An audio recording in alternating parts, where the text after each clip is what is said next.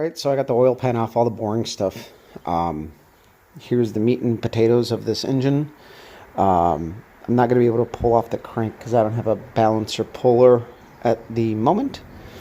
But at least we'll be able to pull off the main caps, look at some of the bearings, probably pull out the rod assemblies. You can see the piston pin. Let me turn on the light on the, there you go. You can see the piston pin was walking out. So that's the skinny of that. I'm gonna pull this out and see what it actually looks like. Guys, she's gonna ride again. I pull off the main caps, the rod caps. The bearings look great. The journal surfaces look great. If you guys remember, we used shim stock to get our clearances within spec. Everything looks amazing on this bottom end. Everything looks good. Now, despite the fact that we do have the gouged cylinder wall, which you can make out right there. My phone doesn't want to quite focus, but yeah, that's pretty good. I talked to my machinist, and we're going to sleeve that cylinder, and on the rod end, we're going to get a wrist pin that's going to be a thou bigger, so it'll be tighter. And at this point, I'm going to roll with that. That was his suggestion. He said that cutting the piston for a spiral lock would require a different pin that the piston really isn't designed for. You can do it, but he feels like going with a 1 thou tighter wrist pin may be the answer, and we might do it on all 8 just to be safe. I'm going to let him make that call. I trusted him on a lot of his calls on this engine, and so far everything was good. But obviously, you know, we're still using stock rods, and that stressed them out. But this bottom end looks absolutely amazing. So the next point is going to be I'm dropping off the piston and rod assemblies over by his place to have him take a look at them and go from there.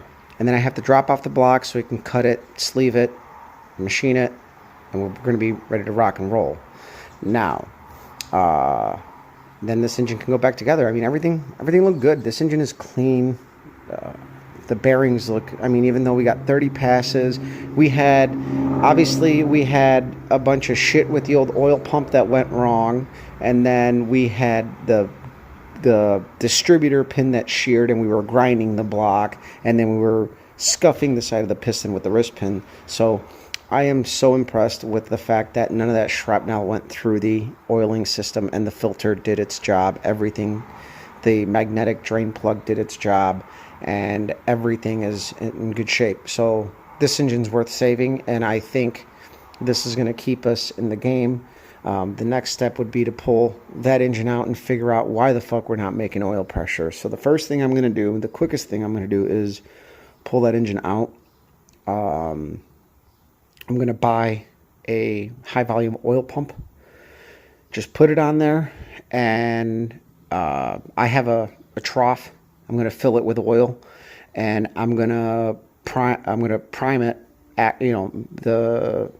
The trough is going to act like an oil pan so that it doesn't make a mess, but that way we can see what the oil pressure is going to be like. And then once we swap it, if it changes, well, then we'll go ahead and we'll actually take the part of the engine back apart. We're going to pull the oil pan off, and we're going to go ahead and inspect all of our bearings, make sure we got nothing floating through there, and hopefully it's just a crappy oil pump.